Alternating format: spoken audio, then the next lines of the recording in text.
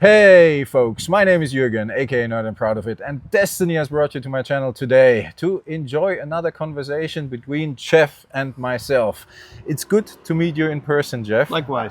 Thanks for coming. Thanks for taking the Yeah. time. I know you are really busy. You just explained to me that you are crazy busy here at the event. And yeah, it is always a bit of a factor, of course, to take extra time to talk to people. But again, I really, really appreciate it. My pleasure. We talked online just a couple of days ago, and the video of Sorcery reveal should be live at the moment that this video will come out. We talked about the Harassing Ruffians, a card you did for Sorcery. Yep. A card that meant a lot to you, but if people want to know the exact details, they need to check out that video. Yep. But what you did today, when we had a chance to meet in person, or have a chance to meet in person, is you brought a couple of prints of the Harassing Ruffians. I did. And you did sign those, right? Oh yeah. And they are the first ones that I printed. So they are when they leave your hands and get into the hands of fans, they will be the first people to have them. Oh wow, that's really nice. Yeah, we announced in the video that you just leave a comment and you have a chance to win of those prints, and I'm gonna spin a digital wheel and we're gonna give away those prints. But those look fantastic, and you signed them, of course, which is really, really nice. And those are really like the first prints you made of the Harassing Ruffians. Yeah, I had to set it up because of our offer. So. I appreciate it a lot. Yeah, then we definitely are lucky. In general, I was curious. We talked about Sorcery a lot the last time. I would like to talk a little more about Magic and a little bit about Sorcery as well, maybe, but a little bit more about Magic the Gathering today. You were one of the original 25 Magic the Gathering artists. I was. When did you start work on Magic the Gathering? Was that earlier than '93? Obviously, because you had to set it up. But do you remember when exactly? Yeah. Well, I was working for Wizards of the Coast probably from about 1990. Okay. I worked on black and white role-playing products that they were putting out. And they did not present the idea to work on Magic until the summer of '92 at Gen Con. They were shopping for artists to work on the game. Okay. And they took myself and Mark Poole and another artist all went out to lunch with Jesper. And he explained, Jesper Meerforce is who I'm referring to, who was the art director of the game at that time. Yep. And he explained what the game was about and what they thought it was going to do and what they needed for the game. Did you think at this moment they have something there, or was it like, well, maybe another job? Every company that comes out with a new game is excited about it and thinks it's going to be something good. Because you don't invest that kind of time and effort into a product if you're not expecting it to do well. Definitely, yeah. So I thought it was an interesting thing, and there was nothing else like it on the market at that time. But I couldn't be sure it was going to do anything well. I just accepted enough work so that I could pay my rent for a month. And I've been paying my rent with that for 31 years. So that one worked out well. Worked out really well. You told me as well when we chatted last time that you even were amongst those who did, I think you mentioned 4 pieces to pitch the game? I did, yeah. Do you remember what those 4 pieces were? I know that the Bog Wraith and the War Mammoth are 2. I think Consecrate Land. Okay. And I think Grizzly Bears. I think that's so 4. All alpha, beta, unlimited artwork, and they ended up in the game, actually. Right. Yeah.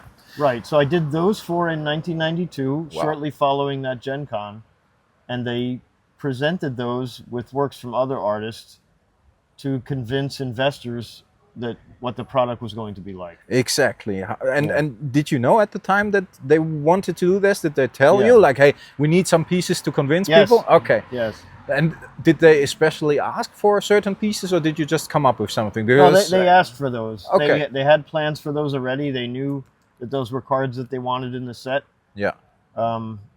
So, I mean, there were... I don't think I had any alpha cards that I did paintings for that didn't make it in. like later on, it seemed like maybe 1 out of 5 cards that you did might not actually make it into the set. Yeah. But all the alpha paintings I did made it in. They all ended up in the set. Yeah. Is there any particular one you because the process, I heard it from some colleagues of yours. The process was you got a name, right? Yep. That's about it, and then If that you was were, enough, then they didn't give you anything else. exactly. Yeah. Was there anything you did like you think, hey, this one ended up a little different than it maybe was supposed to when it came to gameplay? Well, I did do a lot of creatures, so Yeah. those were pretty easy to do. There wasn't a lot of concept involved. You know, if somebody asks you to do a grizzly bear, Exactly. you know what it is, and it doesn't have to be doing much. And the grizzly bear and the mammoth are among the most iconic cards Right. of Magic the Gathering. Thanks. That's what we started to play with, because when you got that revised starter, that's normally the cards that were in there, because Yes. those are the commons. Right. Now, and then, for example, I mean, Swords to Plowshares is iconic, of course, when it comes to Alpha, Beta. That was a little more conceptual. Okay, Yeah. interesting. Is there a story to that one? A little. The swords card has 2 important elements: the plowman, obviously, and the fortress behind him is also very important to my storytelling of what the card is, because to me, the card was about taking a creature that used to be aggressive and turning it passive. So I thought of an old soldier that maybe used to fight in the wars, but now doesn't anymore. And he- So the plowman is that old soldier, and the fortress represents his military past being behind him, I get it. literally behind him. And now he's like trying to convince other creatures to give up the fight. Is that the idea behind that as well? No. I didn't see the card projecting on another card. okay. I saw him being He is formerly representative. military, Oh, okay. and now he's passive. I Yeah. get it. That's very cool. I didn't know that about the card. Is Yeah. that the card you have to sign most, or is it like a Bazaar Hands of down. Baghdad? No, it's Swords to definitely Plowshares. swords. I mean, Because it's usable in so many formats. it's crazy. So Yeah. I see it everywhere. Like Bazaar is popular Of in the course. few formats that it's allowed in, but they are so few, I don't see many. No, I hear you. Yeah. And Swords to Plowshares, of course, you have lots of different versions, and then it's more easy to get that one Yeah, signed. and Then it's it will- uncommon. It's not rare. So Exactly, there are yeah. tons of them. And it's like you said, it's a great card. That's a card. I mean, I have a revised playset that has been played on the concrete in school, and I still have it. It's beaten, but it's Right. still in my collection, Mhm. and it still is used in decks with sleeves nowadays. But a very personal attachment to that one. And after that, you did, of course, a lot of cards for Arabian Nights. Some very iconic cards. Just Is one. it just the Bazaar of Baghdad? It was the last card assigned. Okay. And I called Jesper because I heard from other artists that they were getting work on the set. And I waited and I waited, and I finally called him and I said, everybody's getting work. And I said, I haven't got a call. Crazy. And he forgot, like he missed me on the list. No way. So the only card he had left was Bazaar of Baghdad. And, you know, we didn't know if that was going to be a dog card or a good card, but it turned out to be a great card. It turned out to be one of the Yeah. best cards in the set. And then after that, Antiquities. One of my personal favorites. We talked about that as well. I love Antiquities. Have a complete set, working on an artist proof set just to collect it, Yeah. just so I can still keep collecting Antiquities. I thought I set the bar higher and I go for the artist proofs.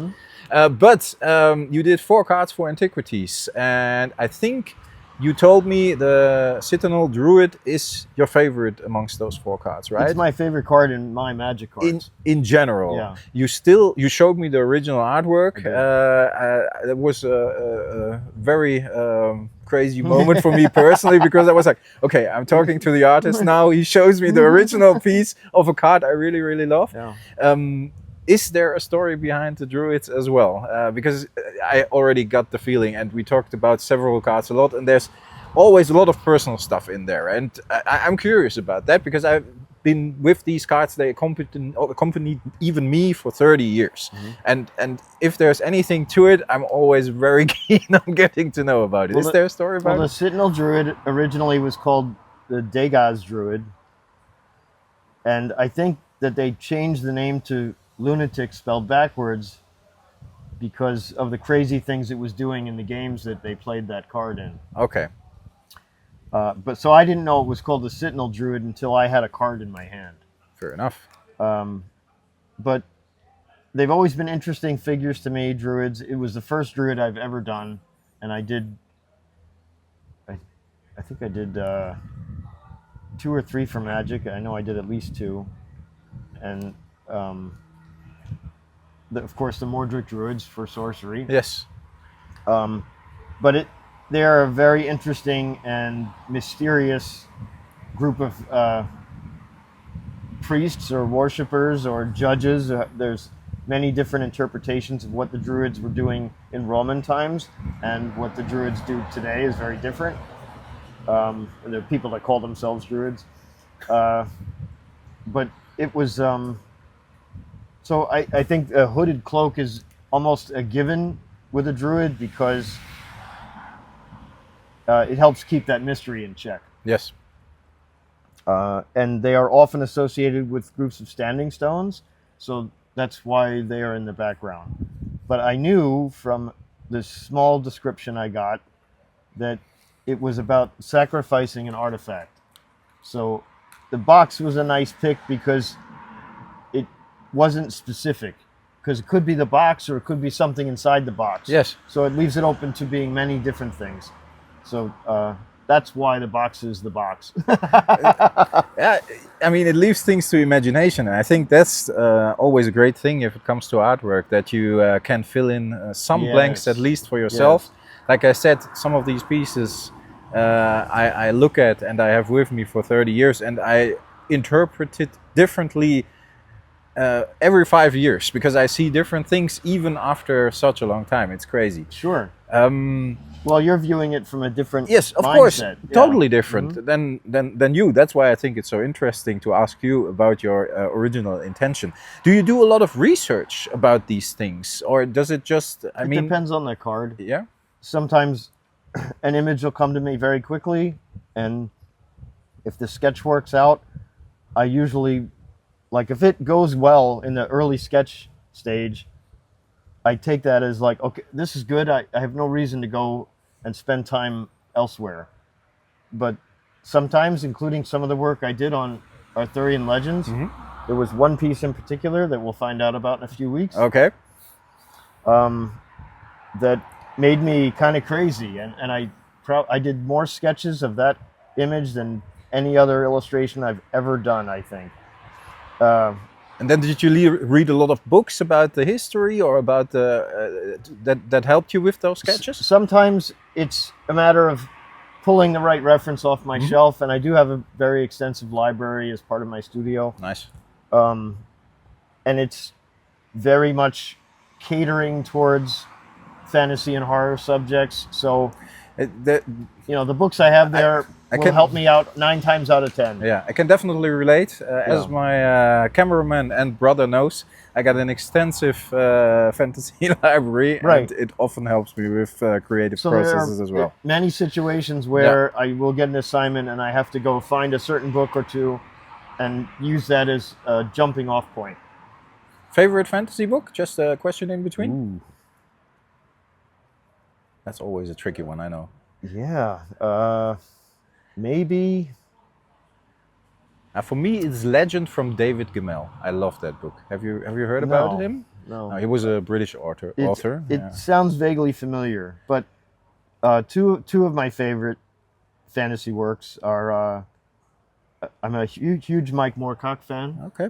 The Elric stories, and Corum is a favorite of mine because the latter 3 books of Michael Moorcock's hero Corum, he is depicted as a Celtic hero from the past.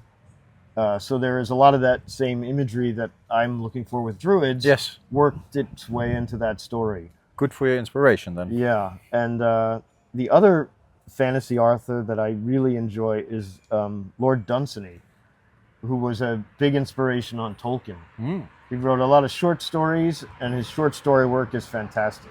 I haven't read anything from him yet. I need to put that on the list. Probably mostly writing in the 1910s. Okay, So, interesting. older stuff. A little bit before my time. That's, And before and me- yours you as and well. me both, Yes, definitely. but I like Dunsany's work a lot. No, that sounds good. I need to check that out. I'm always curious about these things too. When it comes to antiquities, there's always a big question, especially about artist proofs. And I talked to several of your colleagues, like I said, and I am lucky to own a couple yet. And some tell me they have been issued 50, and some tell me they even got, for some they got 50, and for some they got like up to 150 of a certain Right. card. How was it for your 4 cards? Do you remember how many in total you got per card? Not in total, I don't remember, but I can tell you I got a lot more than 50. Yeah, a lot more means like around 150 or like 500 or It was more than 150. more than 150. Yeah. Okay. I think that what happened was that they sorted antiquities cards and they counted out until they got 50 rares, and all the other cards that were sorted just got put into my pile, and I didn't have any rares in antiquities. So if you figure out No, the druids and yeah, they're uncommon. uncommons, Yeah. and then the battering ram and the Urza's Cup are commons. Yes. So I got a ton. Okay. It's why I can still sell those cards Okay. today. But then they must have printed a ton with the blank backside. Yeah, well they print that sheet up, and it's not just rares. No. It's got rares and I get it. uncommons on I get it. So what are you going to do with Yes, all those other They cards? just cut You it either up have to and they destroy just them, yes, I get it. but I think they sent them all to me. So it might be that like the rares definitely have around 50. That is what I think happened. Yeah, okay, that's an interesting one I haven't heard yet. But that totally makes sense if you cut up the sheets. I know what an antiquity sheet looks like, but Because I I need know to dive into that. Yeah. that the personnel at Wizards of the Coast that was filling those orders for artist proofs changed all the time. Like almost from one set to another, you would have a different person making that fulfillment. Crazy. So there wasn't a lot of established rules about how it should be done. And antiquities, I just got tons of proofs. Yeah. Okay. Interesting. And do you know why they didn't do any proofs for Arabian Nights? It had happened before they got the idea to do it. It was with the collector's edition print and with antiquities. These are the first artist proofs, right? Yeah, Collector's edition and beta exactly. was the same set. Same set and same setup. And that set happened after Arabians. Yes. So that is the turning point right there. Exactly. Arabians was the last set we did not get proofs on. Yes. Everything after that we got proofs on. How many proofs do you get nowadays? Is it? I couldn't tell you. I haven't done a card. But for sorcery, maybe for sorcery, it's 25, right? 25 is the number they want to hit. Yes. Yeah. Okay. Interesting. And if you, we talked about that a little bit as well. For sorcery, you do an immense amount of artwork. You did 20. Count myself as very fortunate that way. Very cool, of course, Thanks. and we're very happy as fans as well that we get so many of your pieces in there. But how do you keep that creativity up? I mean, everything you do without wanting to suck up or whatever, but I really am into your art. And how do you keep that creativity up that you can like come up with 20 different pieces of art and they all still look unique and interesting and different colors and different setup? How do you keep yourself motivated? Good question. The sorcery cards, as they come in, first of all, they don't often come in at the same time. So you're not thinking about 20 cards at once. No.